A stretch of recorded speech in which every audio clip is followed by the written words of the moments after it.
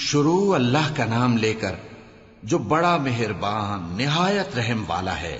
اے کملی میں لپٹنے والے، رات کو قیام کیا کرو مگر تھوڑی سی رات، یعنی نصف رات یا اس سے کچھ کم قیام کرو یا کچھ زیادہ، اور قرآن کو اچھی طرح ٹھہر ٹھہر کر پڑھا کرو۔ ہم ان قریب تم پر ایک بھاری فرمان نازل کریں گے۔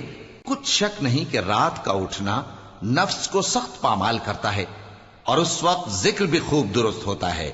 دن کے وقت تو تمہیں اور بہت سے شغل ہوتے ہیں، تو اپنے پروردگار کے نام کا ذکر کرو اور ہر طرف سے بے تعلق ہو کر اسی کی طرف متوجہ ہو جاؤ۔ وہی مشرق اور مغرب کا مالک ہے، اس کے سوا کوئی معبود نہیں، تو اسی کو اپنا کارساز بناؤ۔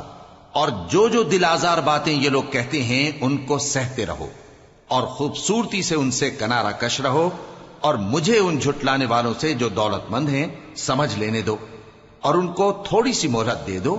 کچھ شک نہیں کہ ہمارے پاس بیڑیاں ہیں اور بڑی زبردست آگ ہے، اور گلے میں اٹکنے والا کھانا ہے، اور درد دینے والا عذاب ہے۔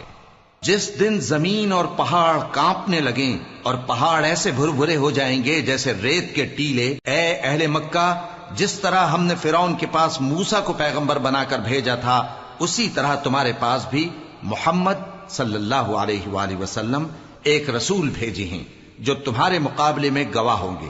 سو فرعون نے ہمارے پیغمبر کا کہا نہ مانا تو ہم نے اس کو بڑے دردناک انداز سے پکڑ لیا۔ اگر تم بھی ان پیغمبر کو نہ مانو گے تو اس دن سے کس طرح بچو گے جو بچوں کو بوڑھا کر دے گا، جس سے آسمان پھٹ جائے گا۔ یہ اس کا وعدہ پورا ہو کر رہے گا۔ یہ قرآن تو نصیحت ہے، سو جو چاہے اپنے پروردگار تک پہنچنے کا راستہ اختیار کر لے۔ تمہارا پروردگار خوب جانتا ہے کہ تم اور تمہارے ساتھ کے لوگ کبھی 2/3 رات کے قریب اور کبھی آدھی رات اور کبھی تہائی رات قیام کیا کرتے ہو، اور اللہ رات اور دن کا اندازہ رکھتا ہے۔ اس نے معلوم کیا کہ تم اس کو نبھا نہ سکو گے، تو اس نے تم پر مہربانی کی، پس جتنا آسانی سے ہو سکے اتنا قرآن پڑھ لیا کرو۔